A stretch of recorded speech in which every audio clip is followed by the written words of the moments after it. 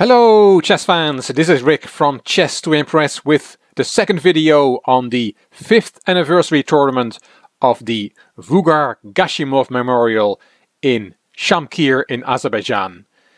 This is a picture from the tournament website. There you see Vugar-Gashimov. He died of a brain tumor in early 2014, and since that year a memorial tournament has been organized for him. These are the 10 participants. The world champion is there, Magnus Carlsen. Mamedyarov is the strongest player from Azerbaijan. Karyakin is there. Dingliren from China. Giri from the Netherlands. Topalov from Bulgaria. Ratchabov also from Azerbaijan. Navarra from the Czech Republic. Wojtaszek from Poland. And Mamedov is also from Azerbaijan. This video is about a game played in round 5 between the world champion Magnus Carlsen and the Polish number 1 Carlsen-Wojtaszek. Here we see both players with Grandmaster Lubomir Lubojevich in the press conference after the game, and many of my comments in this video are from the press conference. Let's have a look at the game. It's round 5 played on the 23rd of April 2018. We saw a draw fest in the first 3 rounds.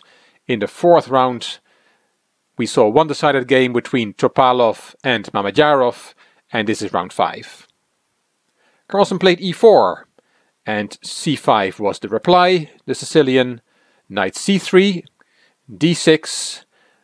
It looks like Carlsen is going to play a close Sicilian, but he plays d4 anyway. C takes, queen takes.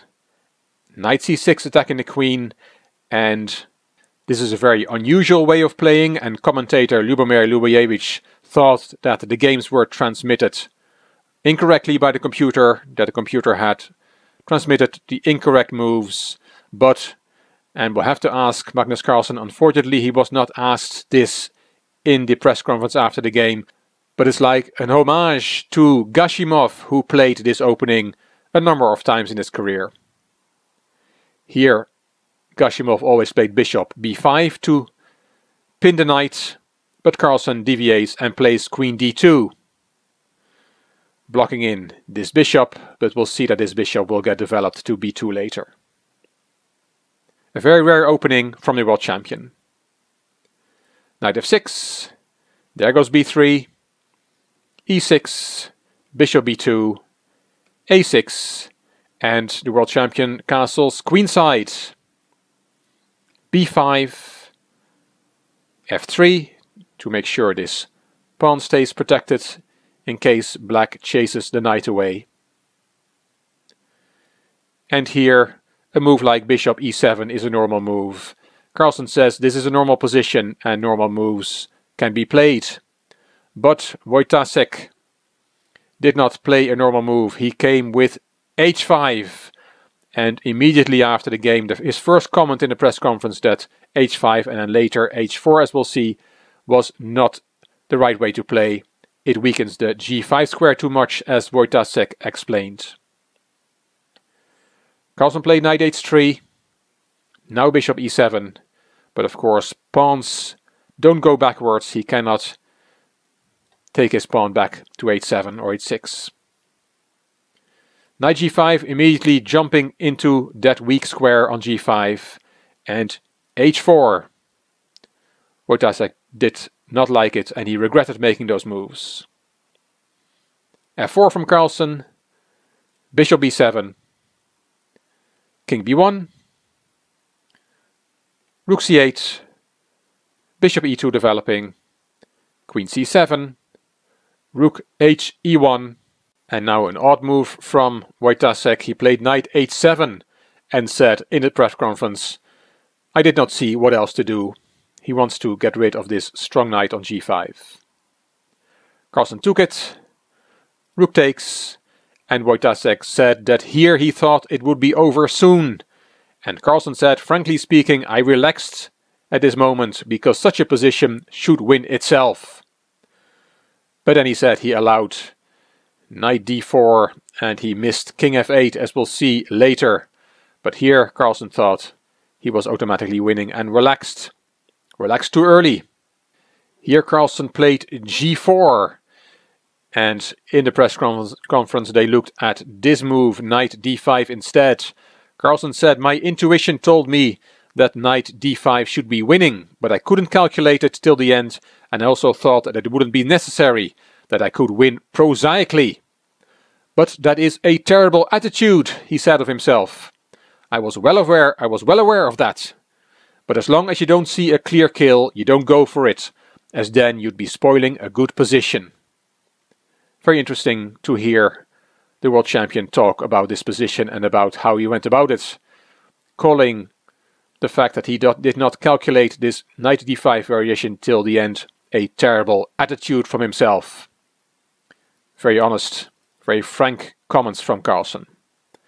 They looked at this variation, knight d5, black takes the piece, e takes d5, attacking the knight, and the knight back to d8 was the best move.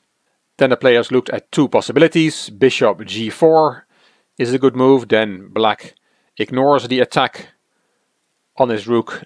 He plays king f8, his king needs to get out of this e-file. So king f8, and then rook e2, and doubling on the e-file with his rooks. And a big advantage for white was the conclusion, and the engine agrees. The other move after knight d8 is bishop d3. Also a good move, hitting the rook. Rook h5, and here the analysis was stopped. Carlsen said he can play bishop takes g7 and then maybe back to f6 with that bishop. But the engine gives the strongest move here, rook takes e7 check. And if you take with the queen, there is rook e1, winning the queen. And if instead you take with the king on e7, then there is queen e2 check with a double attack, winning the rook on h5. So all this after the move knight, rook takes h7, and then knight d5, which was not played. Carlsen played g4. Wojtaszek took en passant, h takes, and bishop f6. And Wojtaszek commented that here he felt he was back in the game. Bishop d3 was played by Carlsen with a threat of e5. With a double attack, it will be attacking the rook and attacking the bishop. That is the threat. In the analysis, both players looked at another move as well. After bishop f6, and that is taking this pawn that is attacked twice and only defended once. Queen takes d6. But Carlsen said, "Why would I play this? I have such a wonderful position." And he must have thought that this was not a good move because of this variation. Queen takes, rook takes, and then what is bad here is bishop takes c3. Let's look at this variation. White takes back, and then the variation that was looked at is here knight b8, attacking the bishop, so king b2, and then you can take bishop takes e4, but white has bishop takes b5 check with a discovered attack on that bishop. A takes b5, rook takes e4 is very good for white. An extra pawn and his pieces are much better coordinating and much more active. So after queen takes d6, rook takes d6, you should not take on c3, but rook h3 was found, and this is a good move, and this position is about equal. So that's why Carlsen did not go for the queen takes d6 option. As said, he played bishop d3 with this threat of e4, e5. Wojtaszek saw that threat, played his rook back to h8, and now g4. Knight d4 was played by Wojtaszek. We have now a threat. Black has a threat of knight f3 with a fork. And black also has a threat of knight takes b3, as we'll see in a variation. Carlsen played rook e3 to take knight f3 out of the position.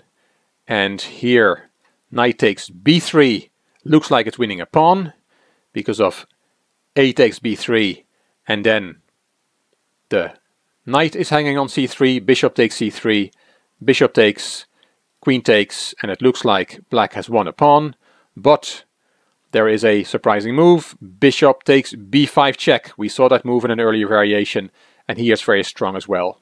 Check, and an attack on the queen. White wins. So after rook e3, knight takes b3 is not a good move. Wojtaszek saw that and played a very good move, which Carlsen had missed. King f8 to take all these bishop takes b5 check variations out of the position. Carlsen played knight e2. The knight was swapped. Rook takes back. Bishop c3. Attacking the queen, so Carlsen took, queen takes, and queen e3. Carlsen commented here, at this moment I didn't think I had much of an advantage anymore. And the engine agrees. Both players thought that queen c5 here was the best move, and then they looked at queen c1, and then Wojtaszek says I can play a5, and Carlsen could only agree that here the position is equal. But after queen e3, Wojtaszek did not play queen c5, he played the rook to c5. He thought it was a good active option, but it's not a good move. Carlsen very quickly was able to turn this game into his favor. He played e5, d takes, f takes, and rook h1 was played. That rook is defended by the bishop, of course. Rook takes, bishop takes, and rook h2. And white already has a winning position here. There's a checkmate threat. There's also a threat of just taking that piece, and if you save your piece, bishop b7, then there is checkmate in 4 moves, starting with rook h8 check, king e7 only move, and then queen g5 check. If you play f6, then it's checkmate straight away on g7. And if after queen g5 check you play king d7, the only other move, then it's mate in 2 from here, queen d8 check, king c6 only move, and checkmate. That's very quick how this game has turned around. So after rook h2, black cannot save the bishop. Wojtaszek took on e5, hitting the queen, but there was only 2 more moves in this game. Rook h8 check, king e7, and Carlsen saves his queen with queen a7 check, saves it with a tempo. It's check, and the bishop will go. There are also mate variations. Here Wojtaszek resigned. Let's look at a few variations. If the king goes to d6, we see indeed a very quick checkmate with rook d8 check, king c6 only move, queen takes a6 check. If you go to c5, then it's mate on b5, very nice mate. And if you go to c7, then there is mate in 3, queen d6 check, king b7, rook b8 check, king a7 only move, and checkmate on b6. If after queen a7 check you don't go to d6 but go to f6, then the engine gives the best move as g5 check, an in-between move before taking that piece on h1. Taking the piece is also winning for white, but the engine likes this better, probably to remove that pawn and open lines for a mating attack on black's king. Rook takes g5, rook takes h1, and this is +5 for white according to the engine. An extra piece and a very unsafe black king. White's king is perfectly happy on b1. Nice win from Carlsen after 4 draws in the first 4 rounds. These are the standings after 5 rounds, and it is the veteran Veselin Topalov, the oldest player in the field, who is on top with 3.5 out of 5. He also started with 3 draws. Everybody started with 3 draws. But then in round 4 and 5, Topalov beat Mamedyarov and Navarra. Carlsen is alone in second place after his win. And then there is, as you can see, still many players on 50% who have drawn all their games. Mamedyarov -1, Navarra -1, and Wojtaszek also has has lost 1 game. 4 more rounds to go. It's heating up nicely in Shamkir. Let's see what happens. A very big thank you to Michael P for his generous donation on PayPal. It's already the 2nd time Michael donated, as did Dan OH. Thank you very much. If you want to support the channel, the link to PayPal is in the description box. Hope you enjoyed this video. If you did, please give it a thumbs up and please subscribe to the Chess to Impress channel. Please leave a comment. I will read them all and I will reply to them all. You also may want to check out my Chess to Progress channel. The link is in the description box. This is Rick for Chess to Impress. Thank you for watching.